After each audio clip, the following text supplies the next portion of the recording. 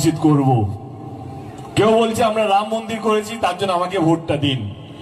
আমি একটাই কথা বলতে চাই বাংলার প্রত্যেকটা মানুষকে, শুধু বাংলা কেন, ভারতবর্ষের প্রত্যেকটা মানুষকে, আমাদের দেশে নির্বাচন কি শুধু মন্দির বা মসজিদ বানানোর জন্য হয়?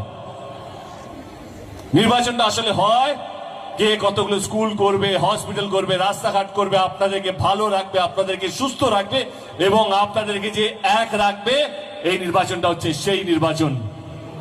আমি আপনাদেরকে অনুরোধ করবো ভোট যাকে ইচ্ছা দিতে পারেন, কিন্তু মাথায় রাখবেন জয় শ্রীরাম আর জয় বাংলার মাঝখানে ফাঁসবেন না।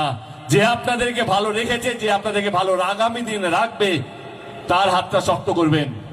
যেই দল আপনাদের পাশে ছিল, যেই দল আপনাদের পাশে আছে এবং যেই দল আপনাদের পাশে থাকবে, তারই জেতা উচিত।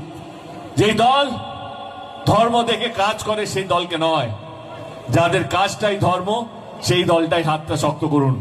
এবং আমি তৃণমূল কংগ্রেসের গত 12 বছরের সাংসদ, আমি এইটুকু আপনাদের কথা দিয়ে বলতে পারি, দায়িত্ব নিয়ে বলতে পারি যে আমাদের দল ধর্ম দেখে কাজ করে না।